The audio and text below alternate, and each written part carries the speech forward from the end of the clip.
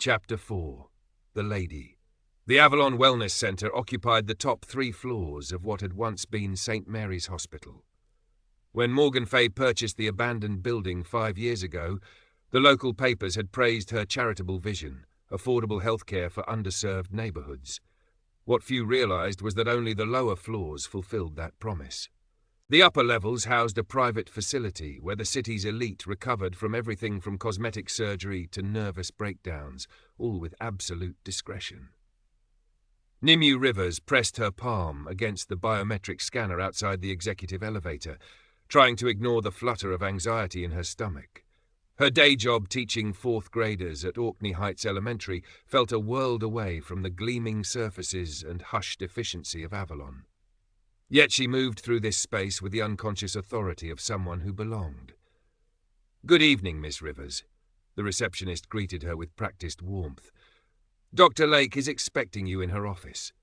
Nimue nodded, brushing a strand of dark hair from her face. The hallway to Vivian Lake's office was lined with soothing abstract paintings in blues and greens, their gentle curves guiding the eye forward like a stream flowing to the sea.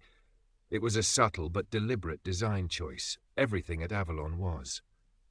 Vivian stood as Nimue entered, coming around her desk to embrace her former student. Though both women were in their 40s, Vivian possessed a timeless quality that made age seem irrelevant. Her silver-streaked black hair was pulled into an elegant chignon, her simple blue dress both professional and striking against her warm brown skin. "You look troubled," Vivian said, gesturing to a chair across from her desk. Nimue sat, her posture straight, a habit from years of classroom management.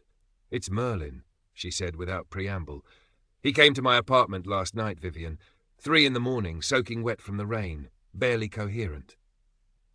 Vivian's expression remained composed, but a slight tension appeared around her eyes.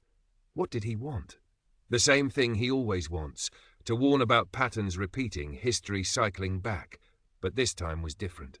Nimue hesitated. He knew things, Vivian, about Arthur's Grail project, technical details that shouldn't be public knowledge. "Did he say where he got this information? He claims he saw it." Nimue's fingers made quotation marks in the air. "During one of his Avalon trips." A shadow crossed Vivian's face at the drug reference, the bitter irony that addicts had co-opted the name of her company's signature pharmaceutical line for their street version. His condition? Worse than last time. The periods of lucidity are shorter, and there's something else. Nimue pulled a folded paper from her bag and placed it on the desk. He drew this. Vivian unfolded the paper to reveal a complex diagram, concentric circles intersected by straight lines radiating from the center, covered with mathematical equations and cryptic symbols. At first glance it resembled a madman's scribblings, but certain patterns emerged upon closer examination. "It's the city," Vivian said quietly. "A map of energy flows, like the ones he used to make before his breakdown," Nimue finished. "But look at the center." Vivian's finger traced to the heart of the diagram, where a small tower shape was drawn with exquisite detail despite the chaotic surroundings. Below it, written in Merlin's elegant script, "The foundation crumbles. Find the lady." "He meant you," Nimue said. "You're the lady of the lake. You always have been." Vivian carefully refolded the paper. "What did you tell him?" "That he needed rest, professional help." Nimue's voice caught slightly. "I made him tea with the sedative you gave me last time. When he fell asleep, I called Elaine to come stay with him while I came here." "And the real reason you're here?" Vivian asked, her perceptiveness as sharp as ever. Nimue met her mentor's gaze directly. "I want access to your research on addiction treatment, the experimental protocol you mentioned last month. Merlin needs more than traditional recovery approaches." "The Excalibur protocol is still in development," Vivian said carefully. "We've had promising results, but—" "He's dying, Vivian." Nimue's composed exterior cracked. "The visions are killing him, and whatever he's seeing, whatever he's trying to warn us about, it's real. I can feel it." Something shifted in Vivian's eyes, a calculation being made. "There's another option," she said finally. "More specialized than traditional treatment, but it would mean bringing him here under my direct supervision." "To Avalon?" "Morgan would never allow that. She blames Merlin for Arthur's success, for advising against the merger with her company years ago." Vivian walked to the window overlooking the city. From this height, Excalibur Tower was clearly visible in the distance, its distinctive silhouette illuminated against the night sky. "Morgan doesn't need to know," she said. "The East Wing is under my exclusive control. Patient records are confidential, even from the board." Nimue stood and joined her at the window. "Why would you risk that? Your position here?" "Because some patterns need to be broken," Vivian said simply. "Bring him tomorrow night. Use the service entrance on Camden Street. I'll make the arrangements." As Nimue left the Avalon Center, a sense of being watched prickled at the back of her neck. She glanced up at the security cameras mounted discreetly above the exit, their small red lights blinking steadily in the darkness. Standard surveillance, she told herself. She didn't notice the black SUV parked halfway down the block, or the man inside speaking quietly into a phone. "Yes, she just left," Saxon said. "Stayed exactly 22 minutes. Want me to follow?" Through the connection, Mordred's voice was cool and precise. "No, the teacher is small game. Find out who she met with and why, and keep monitoring the Avalon facility's security system. I want to know if anything unusual happens there in the next 48 hours. Got it, boss." Saxon ended the call and settled back to wait, one hand unconsciously touching the gun holstered under his jacket. Whatever Mordred was hunting, it was big enough to have him personally interested. In Saxon's experience, that usually meant someone was about to have a very bad day. Percy Walker was having a terrible day even before the call came in.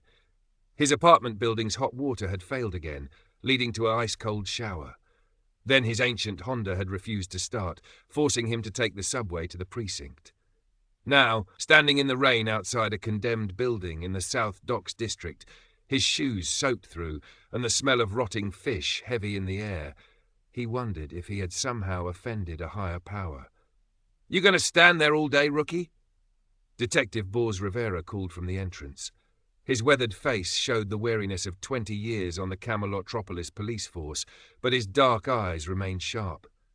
"Body's not getting any fresher." Percy hurried inside, carefully stepping over debris. The abandoned warehouse had once been part of Cornwall Shipping's empire, before the company relocated its operations to the new North Harbour development. Now it was just another husk in a district full of them, waiting for either redevelopment or demolition. "Victims male, late 50s to early 60s, Bors said as they climbed a rusted metal staircase. "Found by a couple of teenagers looking for a place to get high. Memi puts time of death around midnight." They reached the second floor, where several uniformed officers and crime scene technicians were already at work.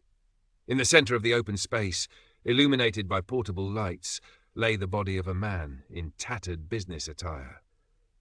His grey beard was matted with blood from a head wound, but what caught Percy's attention were the man's splayed hands, covered in blue ink that formed intricate patterns across the palms and fingers. "Ritual murder?" Percy asked, pulling on latex gloves. Bors grunted. "Media would love that narrative. Occult killing in Camelotropolis. But no, look closer at those markings." Percy knelt beside the body, careful not to disturb the scene.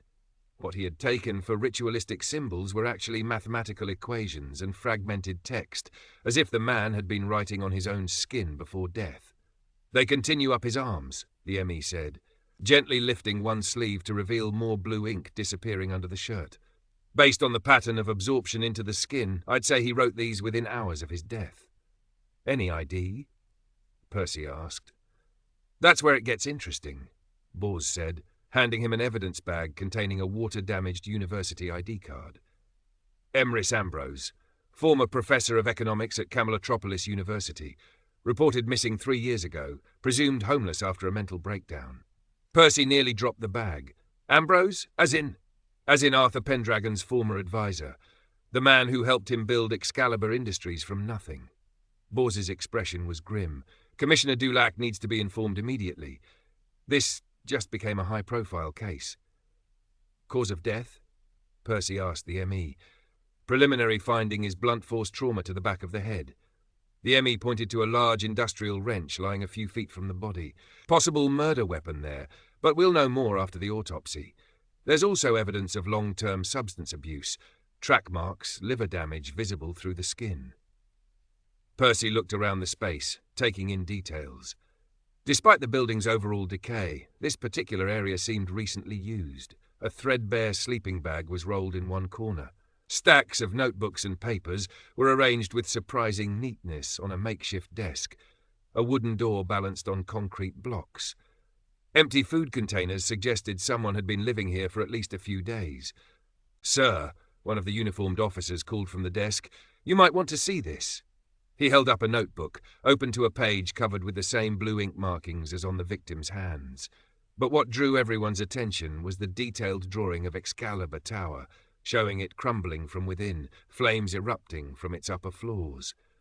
"Date on the corner of the page," the officer said quietly. "Tomorrow."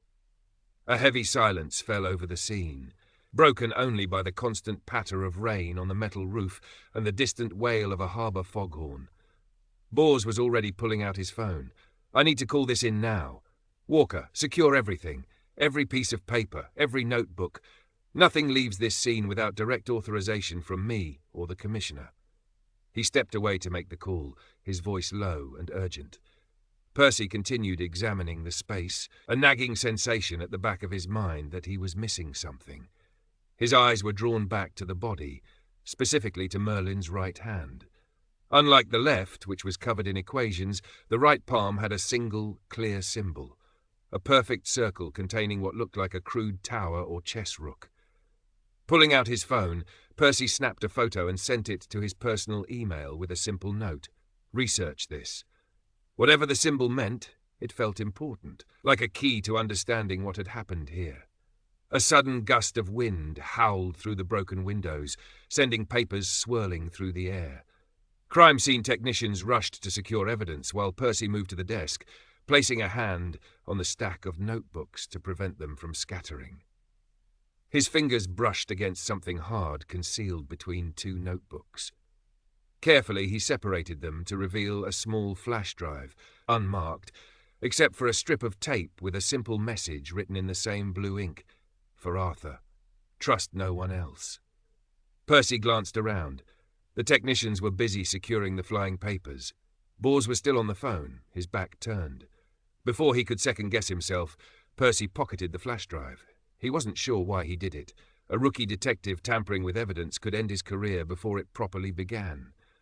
But something about Merlin's warnings, the mysterious symbols, the dire prediction of Excalibur Tower's destruction, it felt larger than standard police procedure. As if confirming his decision, another gust of wind blew through the warehouse, extinguishing two of the portable lights and plunging half the crime scene into shadow.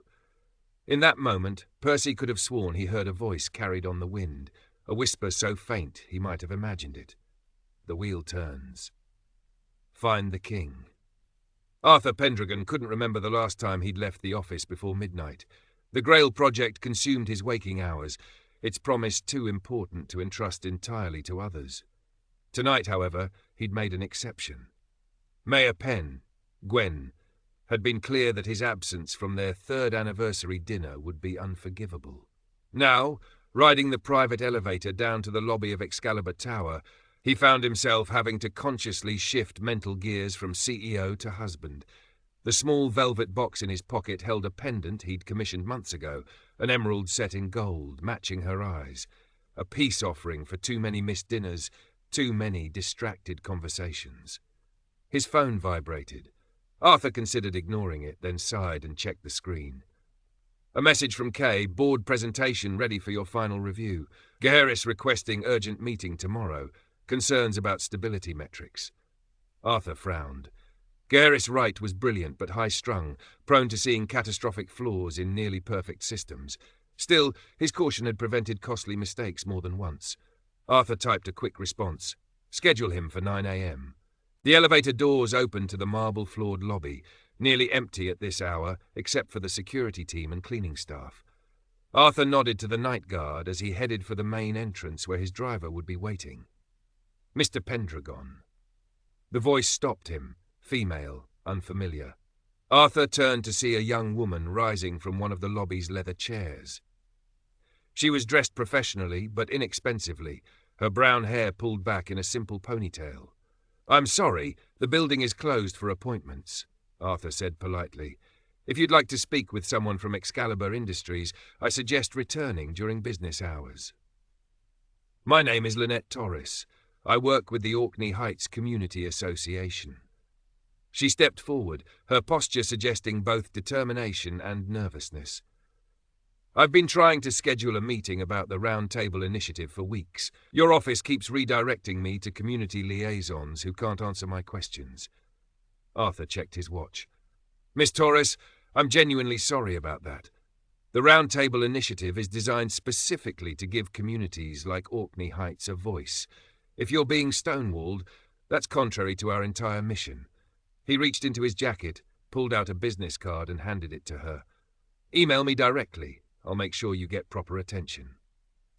She took the card but didn't move away. The problem isn't access to your community liaisons, Mr. Pendragon. It's that the plans being shared with us don't match what's actually happening on the ground. Arthur's phone vibrated again, Gwen wondering where he was.